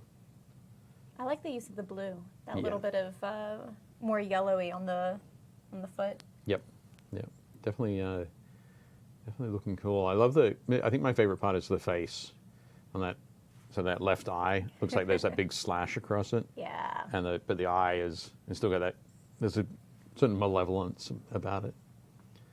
You've brought that out nicely, David. Looking cool. Back of that shield looks cool too. Oh, and Brian's all of his Fen blades are done. So these are from the Horde's Trollkin faction. All looking great. Very nice. And see the lines on the side there? So on each, well, basically, it has a facing, like a front arc and a back and a rear arc. Yeah. And so he's painted those lines on the base so that it's very clear whose arc somebody's in and whether they can see them in that sort of thing, which is very cool to do. I think it takes away any confusion Yeah. And people might just suddenly go, oh, no, he's looking this way. But yeah, nope. But no, I think you've done a great job there, Brian. They're looking nice. Oh my goodness. Oh, for his Warcry, the Flesh Eater Courts. I was thinking FEC. What is it? Flesh Eater Courts Warcry Warband. Ooh. I like the dark green with that red. Yep, and the contrast on the red there as well. Oh yeah. So it's for the depths of the wing and right up to that top curve is looking fantastic. Yeah, nice, beautiful highlighting work there, Sean. Great color choices, and yep, I'll be playing some more Warcry tonight. But thankfully, I won't be going up against that because that looks terrifying. Terrifying. No, beautiful work, Sean. Oh, so Fabrice's work in progress queue. It's amazing. So, oh, and there we have that dragon again. The 5-headed Reaper dragon. So you got that underway. I wonder what Fabrice is going to do with it. Fabrice is going to go the multicolored approach. And are those ogres down the front or trolls? Maybe both. But yep. It's nice to see that somebody has a desk that's almost as messy as mine. I just cleaned off my desk at home. Yep. I feel so organized. It's not going to last, but I'm going to pretend it is. Yeah. I've got things to do this month. It would take me a whole month to clean that thing off. Well, sorry, unless I just went like sweep and swept it all into a trash can, but then I would lose a lot of things. But no, it looks great for Reese. I think I'm excited to see that dragon develop. And Teddy has been working on a crazy mage.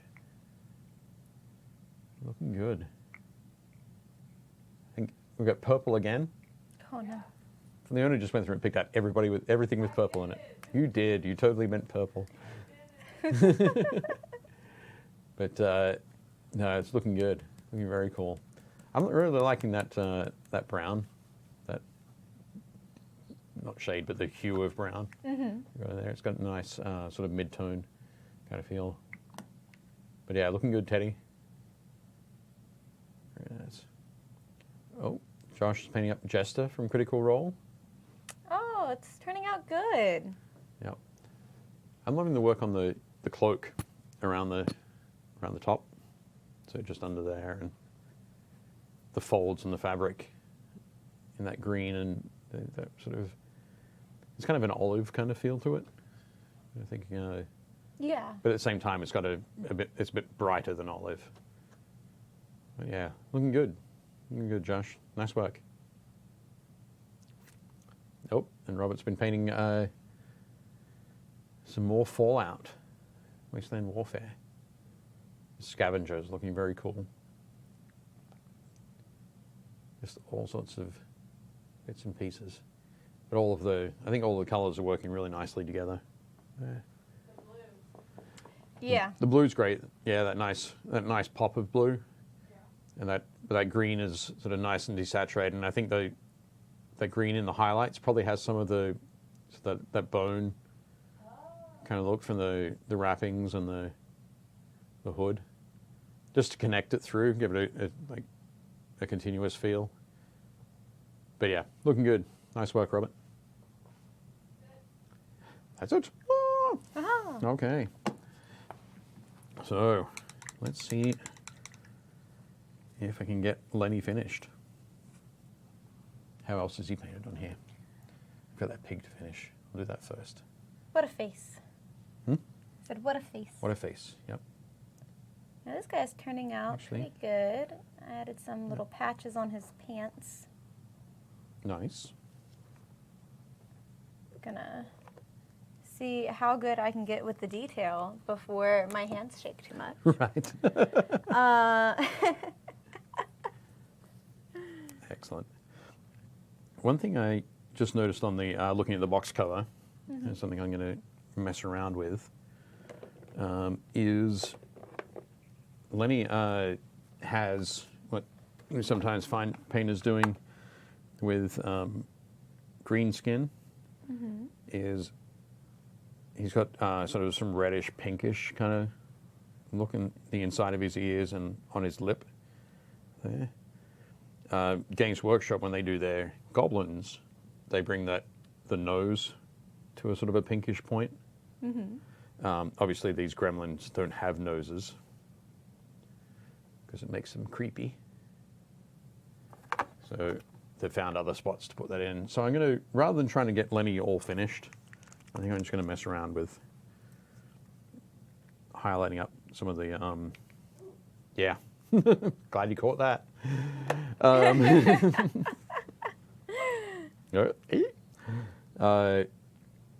Yeah, by mixing some of this, so this is a Vallejo Game Color Tan and the Bone White, I think, Game Color Bone White, in with a bit of green, and start to kind of highlight that up. Initially, it's going to give a bit of a brownish sort of color, but quite sort of desaturated. Start to put that in along his lip there. Of course, I'm going to need to pick out his teeth. He has like 3 huge teeth there. I suspect that might be all he has. But there we go. What are they, goblins? Yeah, so they're called gremlins, but they're basically, yeah, goblins. What do they eat? Yeah. Everybody. I say delicious food because they're Cajun, obviously. Yep. I suspect that they'd eat people.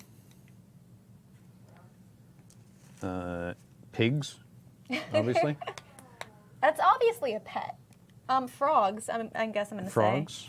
I've yeah. had frog. It's not that bad. I mean, I don't know what kind of animals live in their little Cajun-esque area, but gators, Yep. muskrat. Yep. I don't know if there are muskrats in Malifaux. There are definitely Fish, yeah, lots of seafood. definitely gators. Does it matter what they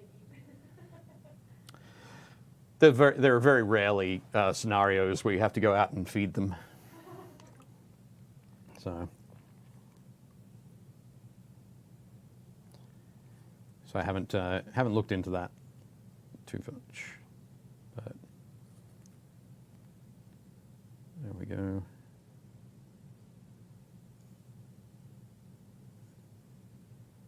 All right, that actually did not turn out too bad, considering my hand was shaking. I added patches to his pants. Oh, cool. To tie in with his bandana. Nice. Okay, Aha. so here we go. I'm going to point out so you can see the bandana here under his chin. Red bandana there. And then Hidden away. on the pants, There are now little patches. little patches. Yeah. Good job. How about that? Woo! Go team! So because Gretchen didn't think the miniature was detailed enough, she has decided to add her own detail, which is awesome. That's super cool. Yep, looks great. Very nice. Okay. Oh, I added little spots on the frog. We are cruising and grooving today. Yep. Feel very accomplished. Excellent. What do the chats have to say? Chats is either not talking or it's frozen again. No. We'll find out. I'm sure they're talking. Yes, they are. And they're saying, those patches are amazing. No. Just talking about WizKids. Oh, okay. About Wave 10? All cool WizKids models. Blood Ravens and Necrons. Yep. I think they were talking about the firewall Oh, right, okay. that we saw. Yes. About it being WizKids? Yep. Cool.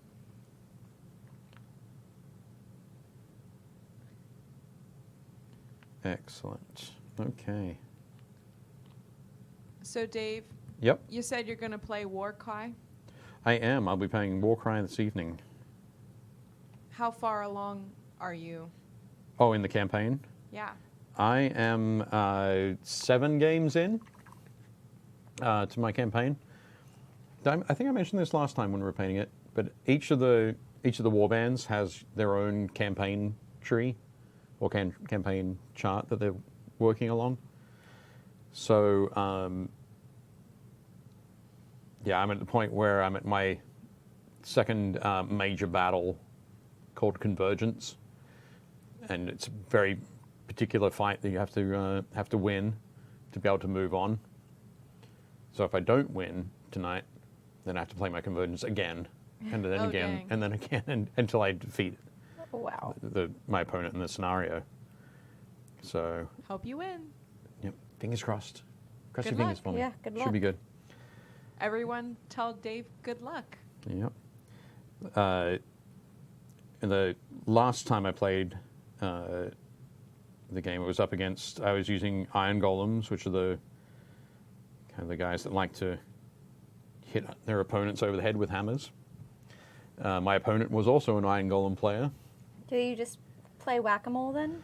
Kind of. That's what I thought it was going to be. Kind of like. But all I had to do was just kill three of his warband. So I got my ogre, raced him forward, punched his leader, and did like 9 points of damage. His leader has like 20 wounds. And then his ogre came over and gave my ogre a big bear hug. And But, like, not a nice. not as nice, no. No. The first, he was able to get to the point where he had 2 sets of attacks on me. Oh, God. And the first hug did like 16 points of damage. Oh. And then the second hug did 20 Oh. points of damage. Those And are some then- intense hugs. Yep, so 36 points of damage. Very good hugger. The ogre has 30 wounds. Oh.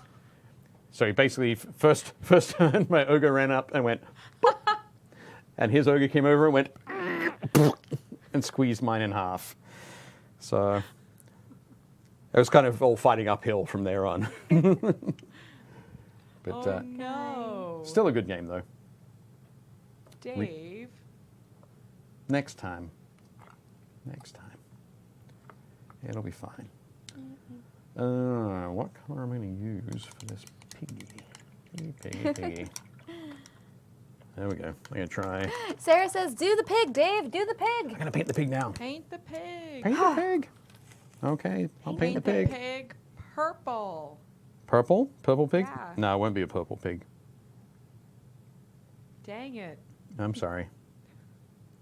It's my color. Yeah. Oh, yeah, if I had have painted it purple, it would have appeared on the show next week. Yeah. That's it, guys. Oh, well. Only post purple minis in the group.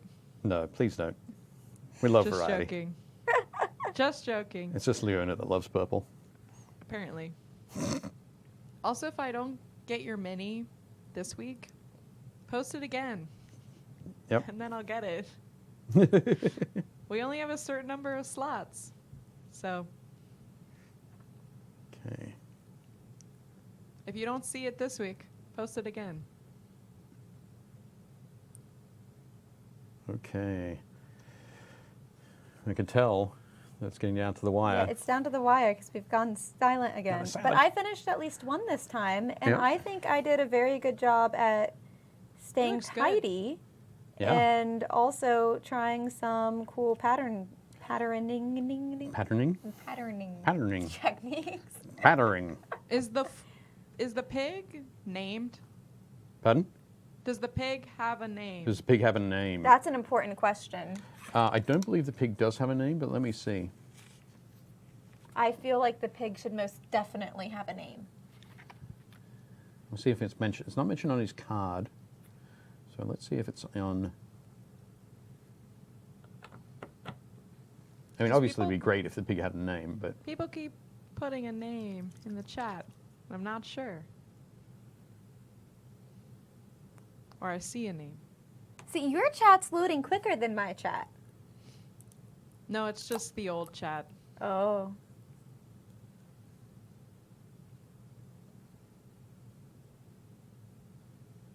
Oh, Does it have a name?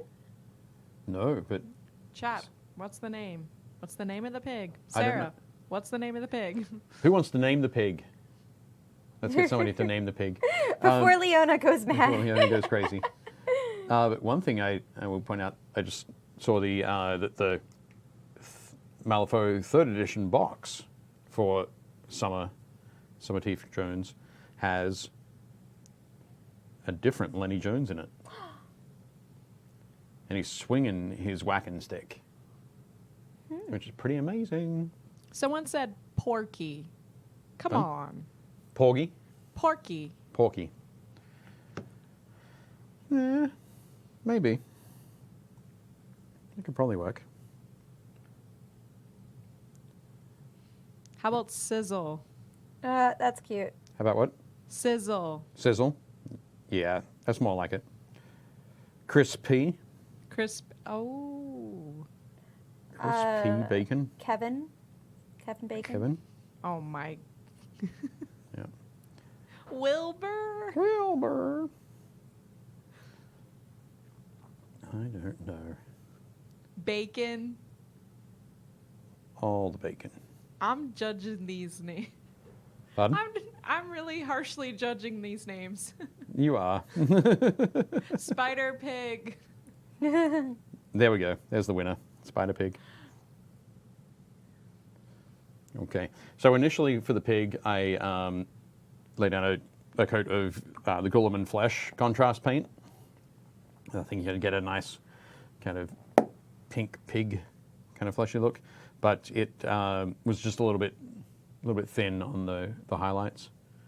All right. So I went back and I painted it, basically given it a base coat of that tan color, the same color that I used on his lip, his upper lip. So then I can come back with a little bit of white in there.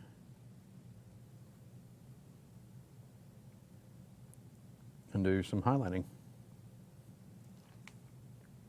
I'm just hoping my hands have reached the shaky points now. Oh, okay.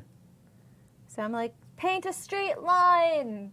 No. You can do the overalls quickly. Paint them. That is, in fact, not true. Are you going to get 2 minis done? No. No? Oh, okay. I'm going to get a mini and a half done. That's same as me. Very cool. Yeah. I'll get a mini and some sloppy base colors on is what I'll get done. All right. So there we go. What do we go with? Spider Pig? Spider Pig, Spider Pig. Does whatever a Spider Pig does. How about Carl? Where did Carl? Carl come from? I like this. I like the name. I think we go with Carl. Because what's the guy's name? Lenny. Lenny? Lenny and Carl. Lenny and Carl. Or Lenny and Joe.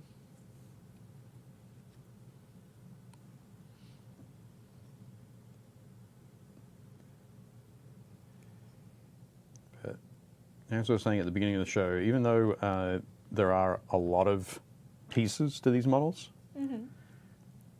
they are just brilliant sculpts. They're very fun, and I like how Yeah. much personality they all have. Yeah. Everyone is unique. I would use these for multiple different things, not just the Malifaux game. Like I Yeah. would use them for a few different games, just because they're fun looking. Yeah. I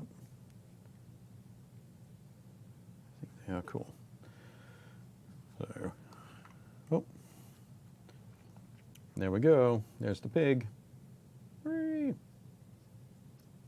Spider Pig. Spider Pig. I do like that one. Good job. Okay, let's see if we can get, what do we got? We got 4 minutes left. Can we get anything else done? No. No? Okay. I'm going to see if I can get a base coat down on his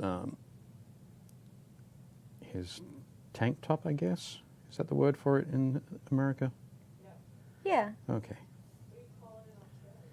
This would be a singlet. Okay. Yep. That's not weird. It might be. It might be. I have no real reference I to mean, it, when but- I think of a singlet, I think of like a wrestling singlet, Right. which is how that I would, I guess, translate over, but not the weirdest thing. I just didn't want to call it a wife beater, which is The weird. alternative, yeah. Yeah. Which all gremlins should be wearing. Hey, some of these gremlins are kind of ripped. Yeah. Yeah. All right, 3 minutes. 3 minutes, Three- 30 seconds. Oh no. Okay, so things that we have to remember to mention in the last 3 minutes are, so we've been painting models from Malifaux, celebrating Malifaux's 3rd edition, which released earlier this year. And we are ready to give away 3 different boxes Yes. to 3 different people. You just have to put hashtag Malifaux3E in the chat. It can be in any of the chats on Facebook or YouTube or Twitch. And after the show, Leona will be picking a winner randomly, I assume. Ooh, Richard Tyler had a good idea for the pig's Oh. name. George from Of Mice or Men. Yeah. I like that. There we go. Who was that? Sorry, Carl. That was You're Richard. George Richard now. Tyler. Good job, Richard. Good job. Cool. Let's see him. Yep. All right, all right. I was about to start on another area, but you're right. Look at that. You painted the base as well. Yeah, that one has like a that. full. It is accomplished. Yeah. It is a proper representation of what I am capable of, and this one is not. So you're saying the first one is no longer a work in progress. Yes, the first one is no longer a work in progress. Cool. Okay. So there we go. Oh. I think Leona just adjusted the focus there. And she ran in. For some reason. Ta-da! Oh, I like the fisticuffs in the blurred background. That's nice. Yep. That's good. Looks good. All right. But yeah, so that was a lot of fun, I think. Yeah. They were very cool minis to work on. Great details. And yeah, they are minis like these, Yes. unpainted and unassembled in the box, are available from your friendly local game store. So head on down there and check them out. There's a huge Malifaux range out there. As I said, I think there are about 8 different factions. Oh, wow. That's And a lot. each faction has maybe 8 different masters and like probably 5 or 6 different types of minions. So there are separate minion boxes as well. There's all sorts of stuff. So even if you're not playing Malifaux, which you should, it's a very cool game, you can check out models that you can use for all sorts of things. All right. Well, we've completed them. Last reminder, hashtag Malifaux E3. 3E. Yeah, 3E. Yep, there's a lot of syllables. Yeah, it's fine. It's good. All good. Leona will know. Yep. I'm Gretchen, I'm Dave. and you've been watching Painting Happy Little Minis. We'll see you at your friendly local game store.